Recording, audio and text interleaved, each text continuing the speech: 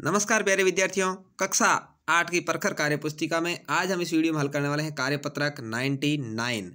अभी तक यदि आपने चैनल को सब्सक्राइब नहीं किया है तो जरूर सब्सक्राइब कर लीजिएगा और वीडियो को लाइक शेयर कर दीजिएगा, क्योंकि यहाँ पर आपको अर्धवार्षिक परीक्षा और वार्षिक परीक्षा की मॉडल प्रश्न पत्र है वो भी हल करवाए जाएंगे। मोस्ट सवालों के मॉडल प्रश्न पत्र। चलिए, आंकड़ों को व्यवस्थित करने, माध्य निकालने, दोहरे दंड आलेख के विश्लेषण की समझ यहाँ पर सीखेंगे। बहुत ही महत्वपूर्ण है, आपके बोर्ड परीक्षा के अंदर भी इससे संबंधित 2 से लेकर 4 नंबर तक का सवाल आता है, तो जरूर इसको अच्छे से आपको समझना है। अगला है, पहला सवाल है 16 को दर्शाने वाला उपयुक्त टैली मार्क है। आपको पता होगा, जब भी टैली मार्क खींचे जाते हैं तो 5वां टैली मार्क आते ही इस तरह से हो जाता है। अब छठा खींचना है तो ऐसे लगेगा, फिर 7, 8, 9, फिर 10वां हो जाएगा वापस, यानी वापस 5वां ऐसे, फिर ये हो गए 14, फिर 15 ऐसे और 16। तो यहाँ पर 3 इस तरह की और 1 इस तरह का, वो 16 होता है। तो यहाँ पर देखिए, इसका मतलब है 5 और 2 7, इसका है 5 5 10, इसका है 16, इसका है 12। ठीक है, तो यहाँ पर अपना 3 नंबर वाला आंसर है वो राइट हो जाएगा, क्योंकि 16 को ये दर्शा रहा है। अगला है, देखिए 10 विद्यार्थियों ने परीक्षा में विज्ञान विषय में 50 में से निम्न अंक प्राप्त किए।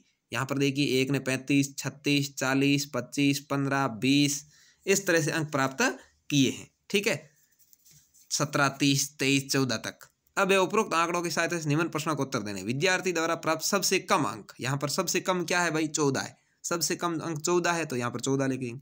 प्राप्त अंकों का परिसर, परिसर कहलाता है सबसे बड़े में से सबसे छोटा घटाओ। सबसे ज्यादा किसको मिले, 40 वाले को। सबसे कम किसको मिले, 14 वाले को। तो 40 में से 14 घटा लो, 26, यानी प्राप्त अंकों का परिसर 26 हो गया।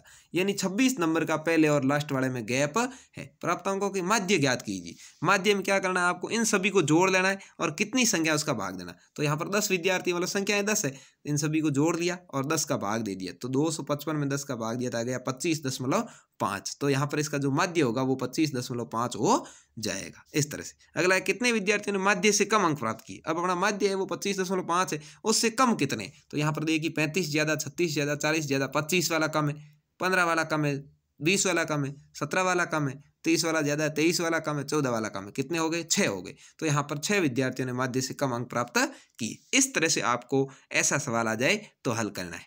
अगला है, देखिए दिए गए दोहरे दंड आलेख को विद्यार्थियों की हिंदी और अंग्रेजी की प्राप्तांकों की सूचना दर्शाइए। ध्यानपूर्वक देखना है और समझना है। यहाँ पर बच्चों के नाम है अजय, अरुण, बिंदु, माया, रीना। और यहाँ पर ये दिखाया, देख लो, अंग्रेजी फीका वाला कलर और हिंदी थोड़े गहरे वाला कलर है। यानी यहाँ पर अजय का देखेंगे तो अंग्रेजी में यहाँ तक है और हिंदी में यहाँ तक है, इस तरह से। अब है, अंग्रेजी में अधिकतम अंक किसने प्राप्त किए या किसे प्राप्त हुए। तो अंग्रेजी यहाँ गहरे वाली सबसे बड़ी लाइन कौन सी, ये वाली है। ये किसकी है भाई, बिंदु की। तो यहाँ पर बिंदु आ जाएगा उत्तर। ठीक है, यानी बिंदु ने अंग्रेजी में सबसे ज्यादा प्राप्त किए। किस विद्यार्थी की दोनों विषयों में समान अंक है। यहाँ देखिए दोनों लाइनें बराबर किसमें, इसमें ही है। ठीक है, बाकी सभी ऊंची नीची है। तो यहाँ पर दोनों विषयों में समान अंक भी बिंदु नहीं प्राप्त किए, यहाँ भी बिंदु उत्तर आ जाएगा।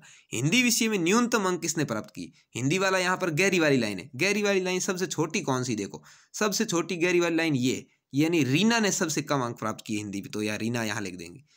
किस छात्र के दोनों विषयों के प्राप्त अंकों का अंतर सर्वाधिक है। सबसे ज्यादा बड़ी छोटी लाइन कौन सी। यहाँ देखिए इनका अंतर थोड़ा सा ही है, इधर भी थोड़ा सा, इधर तो अंतर है ही नहीं, इधर भी थोड़ा सा, यहाँ अंतर बहुत ज्यादा है। तो यहाँ पर अजय ने सबसे ज्यादा अंतर वाला अंक प्राप्त किया है। यानी इसके हिंदी में बहुत ज्यादा है, अंग्रेजी में बहुत कम है। तो यहाँ पर इसका सबसे ज्यादा अंतर हो जाएगा। तो इस तरह से आपको इन दंड आरेख को देख करके सवाल आ जाए तो आंसर देना है। तो उम्मीद है आपको कार्यपत्रक नंबर 99 अच्छे से समझ में आया होगा। वीडियो को लाइक शेयर करें। धन्यवाद।